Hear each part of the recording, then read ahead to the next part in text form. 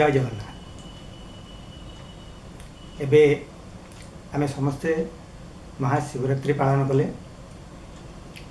दिन तले बहुत श्रद्धा और भक्तिर सहित भगवान महादेवंकर पूजा अर्चना एवं तापैका आमे राति अनिद्रा रही महादेव पाखे आमर प्रार्थना अली आमर दुख सुख सब जन आम आशीर्वाद कामना कले।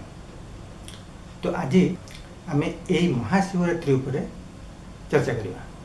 आम तो महाशिवरात्रि पालन करुचे ता पछरे अंतर्निहित ता कि आम पालन कर हठात पचारिदेला तो आम पाखे तार कौन बरणी अच्छी से विषय कौन आम बुझे पार हाँ भाई आम यही आम पूजा पर्वण कर सी गोटे पटे रखा किंतु कौन पाई करुचे से विषय सामूहिक धारणा समस्त रही जरूरी और से मुझे भिडटी कले। जो मैंने जानते से श्रद्धेय मोर प्रणाम। जो मैंने न जानते एवं से चाहते भी अन्य जानतु से भिडटी को देखूँ और अन्य भी प्रोत्साहन करूँ से देखा। तो प्रथमतः ये जो महाशिवरात्रि गोटे एत पवित्र दिवस जोटा कि आमर काश्मीर ठारू कन्याकुमारी ओडिशा रु महाराष्ट्र प्राय आमर समग्र भारत भूखंड में कौन ना कौन भाव पालित करा जाए।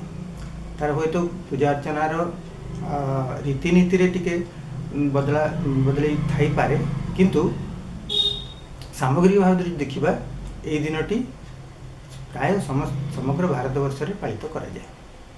काश्मीर रे आमे भाव जे काश्मीर गोटे हिंदू तो प्रवण जगह नुहे किंतु काश्मीर भी हेरात बोली पर्वटी पालन करा जाए जहाँ कि मत विशेष कह जाए हर रात को लेकिन हर रात हेर रात कथाटा हर कथा हर अर्थात प्रभु महादेव रात माने रात्रि से भली दक्षिणांतर भी शिवरात्रि को पालन बहुत धूमधाम रे करा जाए एवं ओडिशा रे आमे जानिचु करा जाए किपरि भाव रे ता विषय मु आसुची आगामी प्रसंग को आउ एमति कि हमर पश्चिम भारत रे भी करा जाए एवं समग्र भारत जेमति मु कहली सब जगह कौन ना कौन भाव रे पर्व को पालित करा जाए।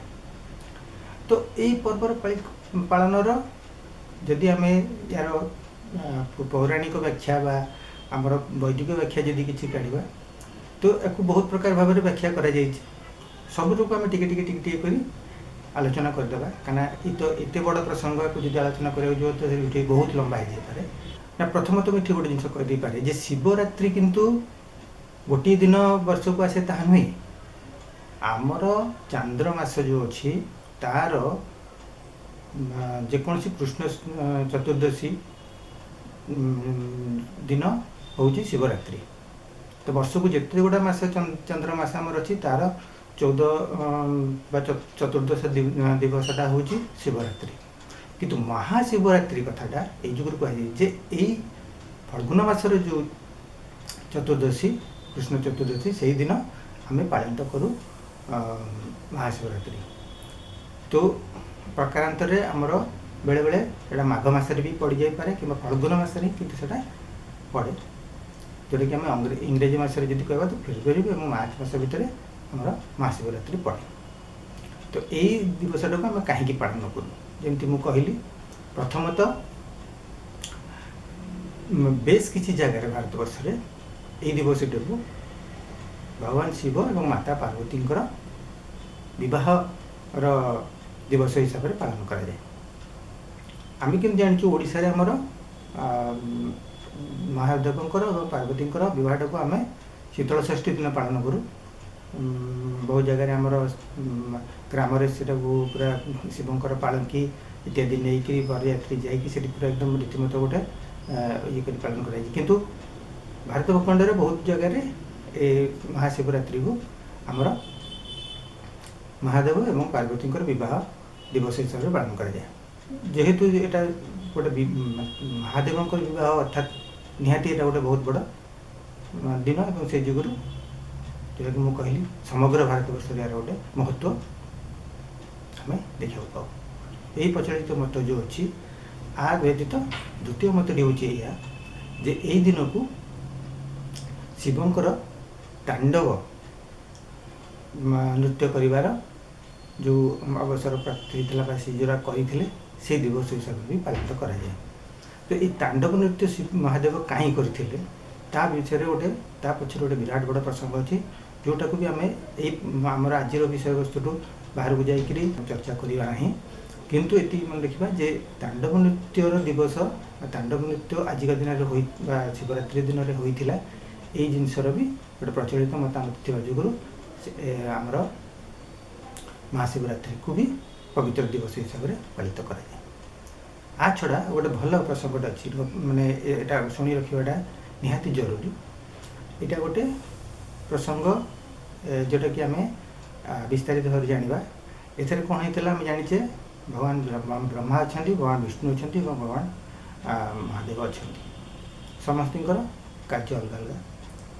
ब्रह्मा सृष्टिकर्ता विष्णु पालनकर्ता महादेव को आम संहारकर्ता हिसाब से जाचु पूजित करूँ।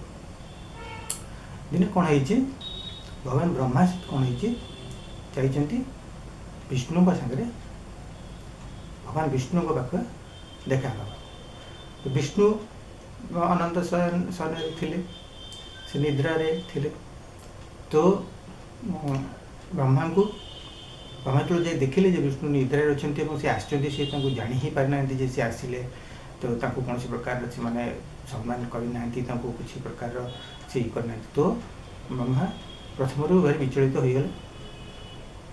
तो सी पाखे बसी अपेक्षा कले केतले भगवान विष्णु शयन उठे।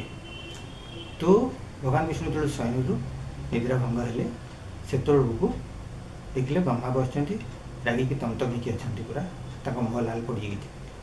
तो विष्णु पचारे भगवान ब्रह्मा को जे अरे कौन है असुविधा किसी तो ब्रह्मा बहुत रागित बहुत क्रोधित होते सी कहले मु ये जगतर सृष्टिकर्ता मु आसिकी तुमको देखापी बसी तुम सागर मोर काम अच्छी कार्य अच्छी अथच तुम शोक अच्छ मत कौन सम्मान देन अमुक इत्यादि कहीकि सी क्रोधर कह लगे। भगवान विष्णु प्रथम बुझा चेष्टा कले बुझे भगवान विष्णु भी क्रोधित हो गले। तो दिज भर बागयुद्ध प्रथम है कथबार्ता कथा कटाकटी कथा कटाकटी एमती पर्यायर पहुँचला जे शेष से मैंने अस्त्र धारण कर दिज आक्रमण कर लगे। एमती परिस्थिति अन्य देवगण पूरा भयभीत हो गले ये कौन चलती ब्रह्मा सागर विष्णुकर गोटे युद्ध चलती विराट बड़ कथा। तो कथा जाए एत बाट बढ़ला जे एकदम जोटा कि आमर नामी अस्त्र सब अस्त्र नाम आगामी केतले मुझे कह डिटेल बर्तमान मुझे जाऊनी। तो जो अस्त्र गुड़ा नरस माने संहार करने ध्वंस करने बहुत प्रचलित अस्त्र जपरिक ब्रह्मास्त्र सदृश अन्य अस्त्र इत्यादि सब से प्रयोग करने को प्रस्तुत हो गले। तो देवगण देवतागण भयभीत होकर महादेव पाक गले हे महादेव रक्षा करते माने जो भाया सब भयंकर अस्त्र नहीं सब निज निज पर से आक्रमण करने को चेष्टा कले ये आपण ही रक्षा करेंगे। तो महादेव उठिले उठिकी सी आसिले आसिकी सी कौन कले तांकर आम जाने महादेव को तृतीय नयन अच्छी अग्नि हूँ गोटे अस्त्र से अग्निर सी गोटे से वर्षा कले गोटे दिवालटे गोटे गोटे कांथटे तैयारी करदे जोटा कि ब्रह्मा और विष्णु मझे रहीगला। तो सहीटा को कह जाए ज्योतिर्लिंग ज्योति अर्थात आलोक अग्नि उत्पादन से आउ लिंग अर्थात गोटे दंड बा गोटे बड़ जोटा आम इंग्लीश पिलर को तो सेमती गोटे लिंग ज्योतिर्लिंग गोटे सृष्टि होगा। ज्योतिर्लिंग जो सृष्टि होगा एम जानी भगवान ब्रह्मा और भगवान विष्णु जान कौन तो ताଙ୍କ ଭିତରେ ସେମାନେ ବି ବିଚଳିତ ହେଇଗଲେ। ତ ସେଠାରୁ ପାରି ହେଇକି ଯିବା ପାଇଁକା ବିଷ୍ଣୁ କ'ଣ କଲେ, ବରାହ ଅବତାର ଧରିକିରି ପାତାଳ ଆଡ଼ିକି ଗଲେ, ଯେ ତଳ ଆଡ଼କୁ ମୁଁ ଯେ ଦେଖୁଛି ଏଇଟା କ'ଣଟା ଯାଇକି ଖୋଜିବି। ବ୍ରହ୍ମା ସେଠୁ କ'ଣ କଲେ, ତାଙ୍କର ପାଖେ ଥିଲା ହଂସ, ରାଜହଂସ ଚଢ଼ିକି ସେ ଉପର ଆଡ଼ିକି ଗଲେ ଯେ ଆର ଶେଷଟା କେଉଁଠି ଦେଖିବାକୁ ଯିବ। ତ ଏମିତି ପରିସ୍ଥିତିରେ ସିଏ ବିଷ୍ଣୁ ଚାଲିଛନ୍ତି ତଳକୁ ପାତାଳକୁ, ବ୍ରହ୍ମା ଯାଇଛନ୍ତି ଉପରକୁ। ଏ ସରୁ ନାହିଁ, ଏ ବହୁତ ବଡ଼ ୟାର ବ୍ୟାପ୍ତି।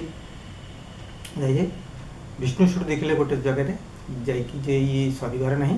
ତ ସେ ଫେରି ଆସିଲେ ଏବଂ ସିଏ କହିଲେ ଯେ ନାଇଁ, ୟାର ସୃଷ୍ଟିକର୍ତ୍ତା ନିଶ୍ଚିତ ଜଣେ ଏମିତି କିଏ ହେଇଥିବେ ଯିଏକି ମୋଠୁ ବି ଶକ୍ତିଶାଳୀ ବା ମୋର ସମସ୍କନ୍ଦ।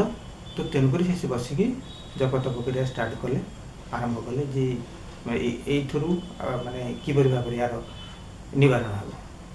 ବ୍ରହ୍ମା କିନ୍ତୁ ଉପରକୁ ଚାଲିଲା ପରେ ସେଠୁ କ'ଣ ହେଲା, ସେଠୁ ଗୋଟେ କେତକୀ ଫୁଲର ପଡ଼ିଲା, ଉପରୁ ପଡ଼ୁଥିଲା। ତ ବ୍ରହ୍ମା କହିଲେ, ଆରେ ତୁ ପଡ଼ୁଛୁ ଉପରୁ କେତକୀ ଫୁଲ, ତା ଉପରେ କେତେ ବାଟ? କେତକୀ ଫୁଲ ସେଠୁ କହିଲା ଯେ ବହୁତ ବାଟ, ମୁଁ ପ୍ରାୟ ଅଧା ବାଟ ବି କେତେ ହେଇଛି ନ ହେଇଛି ମୁଁ ଜାଣିନି। ଆଉ ସେଠୁ ବ୍ରହ୍ମା କହିଲେ, ଆଉ ମୁଁ ତ ହାଲିଆ ହେଇଗଲି, ମୁଁ ଉପରକୁ ଯାଇପାରିବିନି, ତୁ ଗୋଟେ କାମ କରିବୁ, ତୋର ମୋର ଚାଲେ ତଳକୁ ଯିବା ଏବଂ ଆମେ ଯାଇ କହିବା ଯେ ଆମେ ତା ଶେଷ ଦେଖିକି ଆସିଛୁ, ତାହେଲେ ମୁଁ ଗୋଟେ ପ୍ରକାର ଜିତିଯିବି। ଯେଉଁଠିକି ବିଷ୍ଣୁଙ୍କ ମୋ ଭିତରେ ଗୋଟେ ଦ୍ୱନ୍ଦ୍ୱ ଚାଲିଛି ଯେ ଯାକୁ ପାରି ହେଇକିରି ଯିଏ ଆସିବ ସିଏ ଜିତିଯିବ, ଏଇଭଳିଆ ଗୋଟେ ଦ୍ୱନ୍ଦ୍ୱ ହେଇଛି। ତୁ ଯାଇ କହିଦେବୁ ଯେ ଆମର ମୁଁ ଶେଷ ଦେଖିକି ଆସିଛି। ତ କେତକୀ ଫୁଲ କହିଲେ, ହଉ ଠିକ୍ ଅଛି, ମୁଁ କହିବି।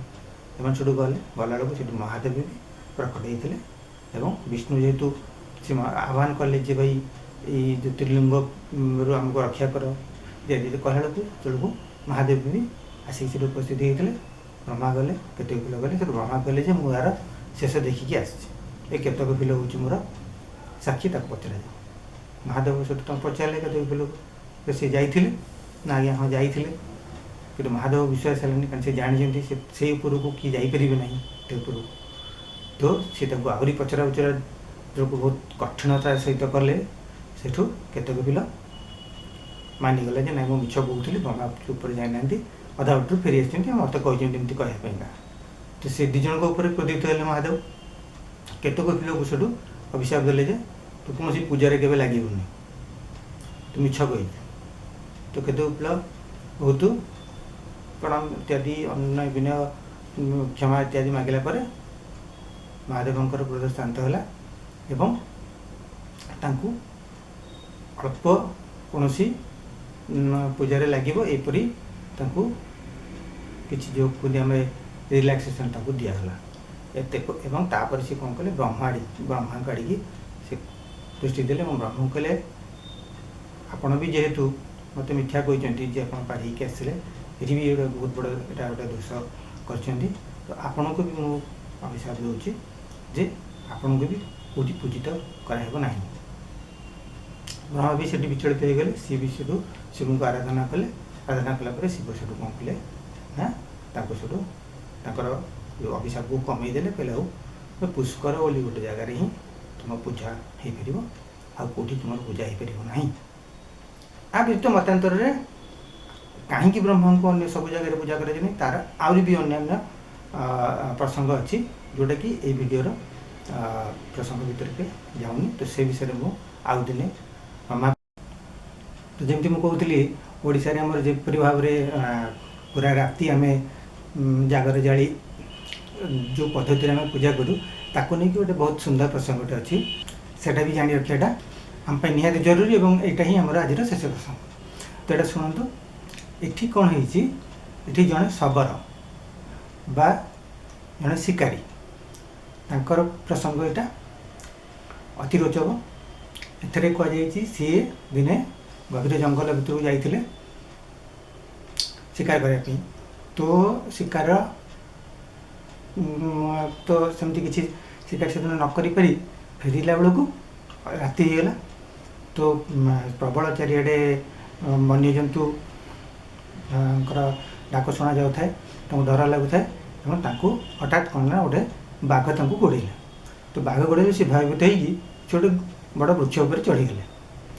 ଚଢ଼ିଗଲେ बाघटी ताको छगिकी से वृक्ष तले बसी रहा। तो सेठू कौन है ना सी वृक्ष उपर सारा राति चेईकी रहिले एवं ये शिव को डाक लगे काले शोई पड़े सी भयर सी कौन कले ना सी गचर गोटे गोटे पत्र महादेव ना तोड़ी तले पकड़ लगे।